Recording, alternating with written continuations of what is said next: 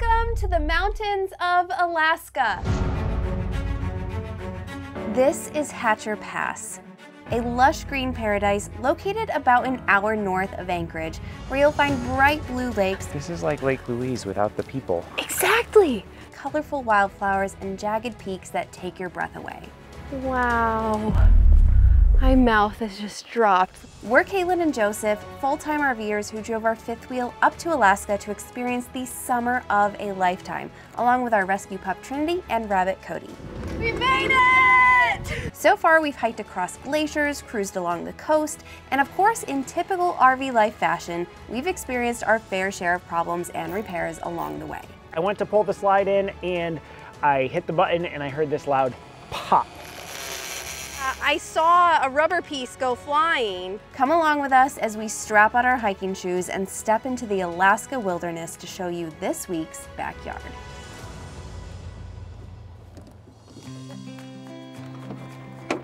There are so many hikes to do in this area. I've already been on one with a family member of a friend who lives here in Wasilla. It's called Lazy Mountain.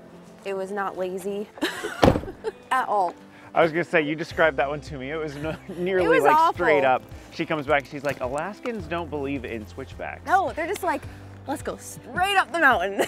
And we also met some friends who have lived here for years, and we went to, what was it, Gold Cord Lake Trail. Everything's named Gold around here. We're in Gold Mint Trailhead Campground. There's a gold mining situation. So that was a short hike that went up to a beautiful lake and overlooked the valley.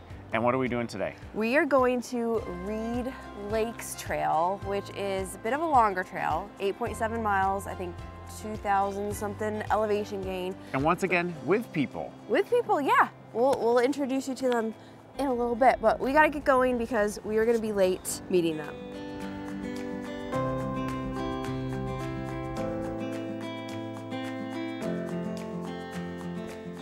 All right, we're hiking with, I looked up a relationship chart. Oh no. So you're my second cousin once removed. You're my third cousin. So I'm just meeting Philip for the first time. So we're gonna do a hike today. Philip lives in the area and Wendy lives in Juneau and does a lot of hiking. So this is gonna be a fun day. We're gonna do a quick fashion check. We have Kalyn in the full Patagonia. Yep. These two, you can tell from Alaska, we've got a short sleeve shirt and then short sleeve shirt and shorts combo. And I'm in the middle with the hoodie and the hiking pants. It is currently about 42 degrees. So at the moment, Kalyn's the smartest, but the weather's supposed to get up to the 70 today. So they just didn't want to peel off any layers and I didn't want to peel off more than one layer. We'll see. So far, my hands are freezing. So I'm wishing I'd gone more Kalyn's route and packed more, but I think I'll be fine a little bit later. A lot of the trail has been through puddles, running water, and one thing I did not mention on our gear check was our shoes. Kalyn's wearing water resistant Merrells. I'm wearing... I think these are waterproof. I don't know. So. I'm not getting wet. Okay, well Kalyn says hers are waterproof. I believe Philip is in sneakers, I'm not sure. I am not in waterproof, I may be water resistant Merrells. But Wendy is the smart one in the group. She's got fully waterproof hiking shoes. She's just powering through the mud puddles while the rest of us kind of jump around them a little bit. I'm gonna tell Kalyn though, if hers are waterproof, she should just power through the mud puddles on the way back and see if her feet don't get wet. We've been a mile so far. It's been pretty flat. Through the brush. I was just gonna say, I'm still cold and it sounds like you are too. But now it's starting to open up in some really pretty views.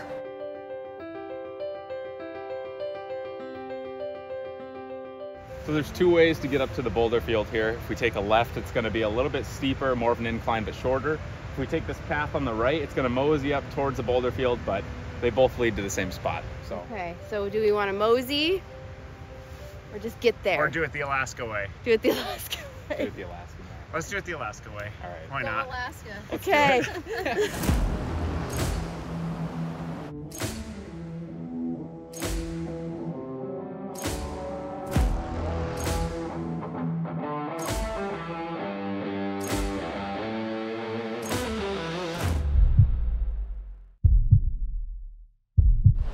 Womp womp womp.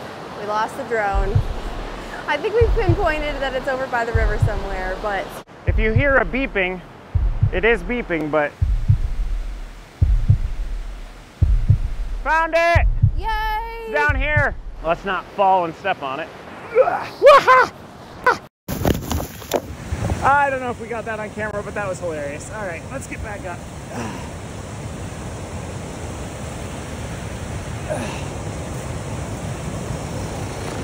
All right, drone is right there. There's grass in the tripod because you've tumbled down the mountain. Well, after traipsing through very wet grass to find our precious drone, I can confirm that my shoes are not waterproof.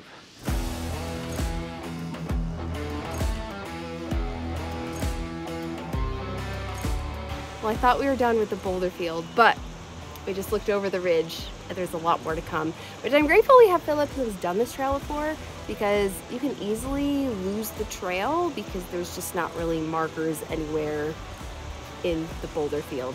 And it's tough. It is tough.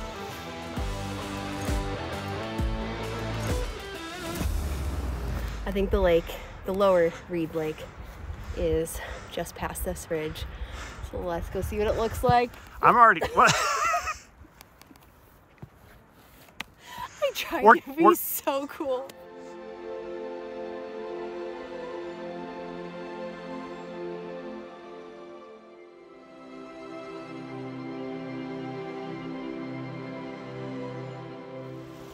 You guys, I am really struggling right now to attempt to capture how truly beautiful this place is. I saw a reviewer say that this felt like a fairy tale. Yes. Like you're walking through a Yeah, fairy tale. you expect to see some like flying, some fantasy creatures just flying around, because it's just like you've got the super gray, jagged mountains, you've got the grassy, it's not a plain, it's a bowl, and you got waterfalls, you got crystal clear lakes. It's just beautiful. It's so cool to see the lake change as the sun goes over it and just reveals more like of that milky blue water. Because when we first came on it, I was like, it's very clear, but as we've been hiking, it's so blue. And now we're on our way to lake number 2.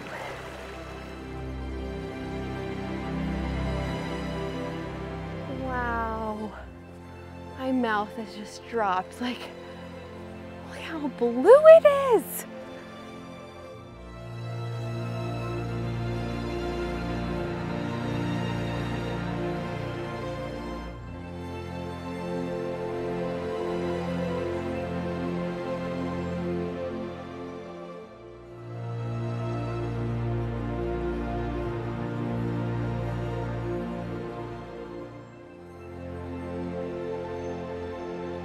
This is like Lake Louise without the people. Exactly. There's like 4 people up here. Yeah. All right, I think this lake is fed by a glacier on the other side of this mountain. I'm assuming it like filters underneath and comes up here. So I'm just curious how cold it is. It's not too bad. What do you think? Are you serious right now? Are you serious? You only got like 4 drops. It wasn't bad. So there is actually a glacier over there because you flew your drone over there. Well, I know there's a glacier. I just don't know if it feeds this lake. That's what I'm unsure about. Gotcha. Okay, because Bomber Glacier is over the ridge. So you flew your drone, and Philip was telling us that there was like a plane crash. Yeah, actual like military plane wreckage. So that's why they call it Bomber Glacier, but I'm not sure if they were rocks. Yeah, so I flew the drone wreckage. over the ridge. I couldn't take it down because then I'd lose the drone again. And so I zoomed in and looked at stuff, but I really couldn't tell. So maybe when we get it on the computer, we'll be able to identify the difference. Yeah, and you can hike up there, but there's no trail. Yeah, let's show them the hike up there. Basically, you're going left of that snow, left of that little triangle, and up over that top. And then when you get over to the top, it's not like it's the glacier right there. You have to go back down to get to the glacier. So Kalyn and I have opted to skip that for today and actually head on back. We're gonna spice it up a little bit on the way back. So we have the infamous boulder field, which I really don't feel like doing. So we're gonna cross the stream, attempt it, People seem to be doing it okay. And try to go on the other side. I don't think we're gonna eliminate all boulders, but we'll at least cut a big chunk off, which will feel really nice because my legs are tired. Can you make it? Like a pro. So when we came up, we were bouldering over there and we saw this path over here and we're like, that looks so much easier. But I will say, if you're coming up this path, if you pass this boulder, you are gonna get wet trying to cross the stream, or you're gonna be doing some awesome gymnastics to cross some of the rocks. So keep your eye open for this really sweet crossing spot and be sure you take it. I don't know about you, Joseph, but I am not the type of person who's gonna remember what the boulder looks like. Not at all. But it felt good to say. I'm trying to help you out. And right now I feel good because I'm over here and I'm watching those people already start to boulder on the other side, and we've got the smoother path. Yep. For now. Super nice.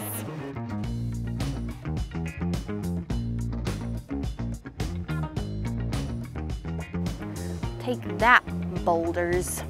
Did you speak too soon? I don't know. Well, we skipped all those boulders back there, but we've got boulders on this side too. If you come to Alaska, just be aware, and you're hiking. Well, actually, technically we found them anywhere, but they're cow parsnip, and it is these flowers up here that are attached to the big, thick stalks and have these very large leaves on them. And if you get the sap or like oil on your skin and then go out into the sun, you can get a 2nd-degree burn. So it's pretty terrifying to like Google cow parsnip burns. Don't say I didn't warn you.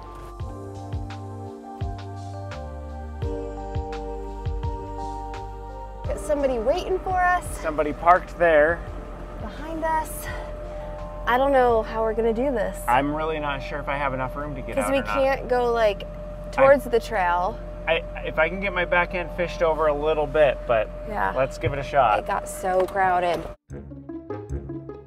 2 feet. Okay. Keep going.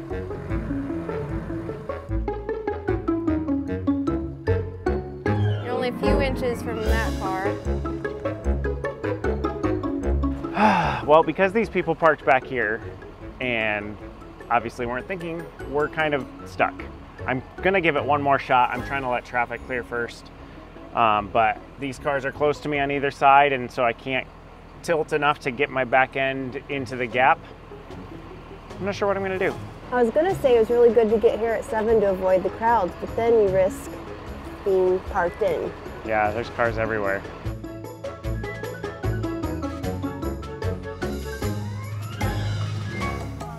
Well, we made it out. We're facing the wrong direction, so hopefully we can kind of turn around up towards the trail. We'll see.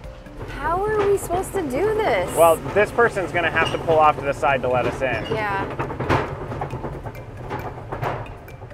I think that's what they're doing, yeah. Or yeah. I thought they were. Now I don't know what they're doing. Holy smokes.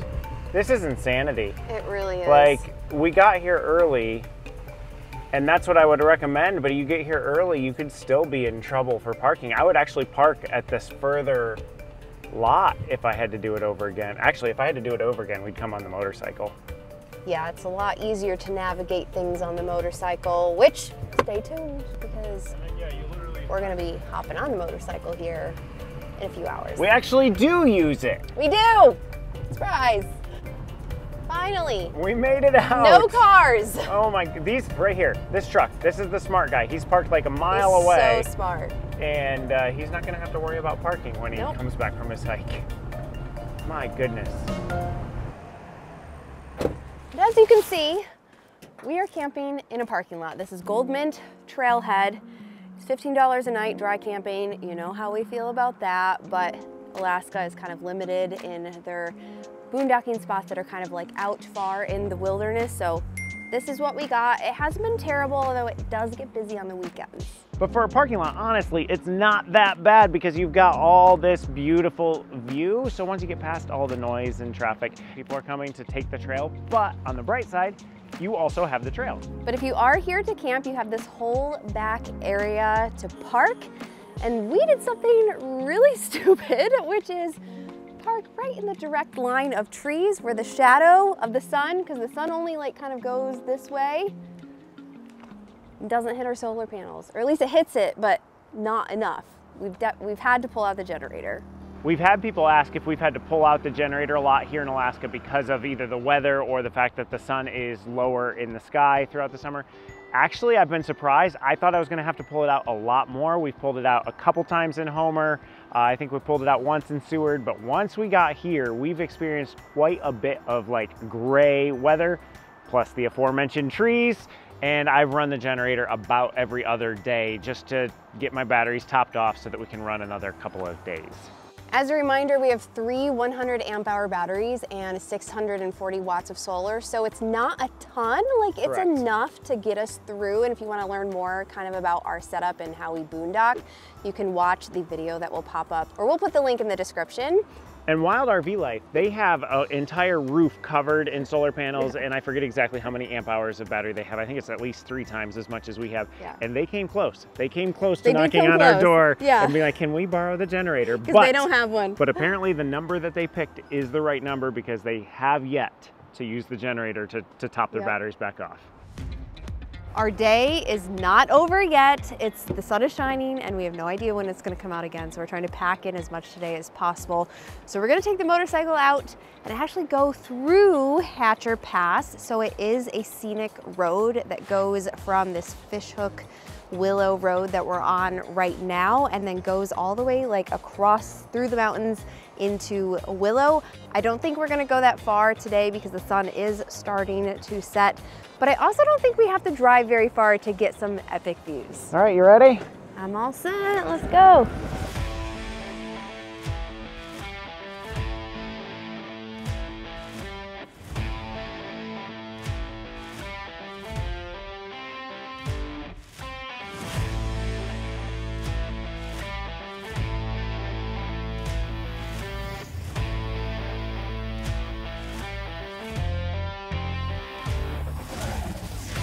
This drive is fairly bumpy for regular vehicles, but was the perfect fit to explore on our motorcycle, giving us a more immersive experience through the valleys of Hatcher Pass.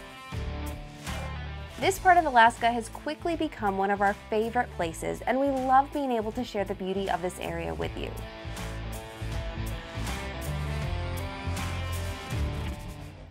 But before we move on to our next location, we just want to thank everyone who took time out of their day to visit with us in Anchorage at our first joint open roading and Wild RV Life meetup. We so enjoyed getting to know you better and connecting over our shared experiences on the road.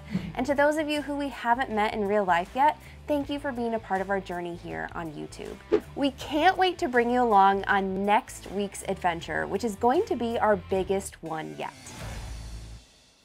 We have been plagued by rain for all of our expensive excursions. And actually today, the weather forecast for the last week has said it was gonna rain today.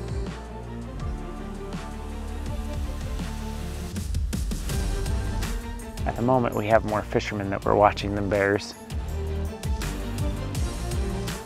I came to Brooks Falls for one thing,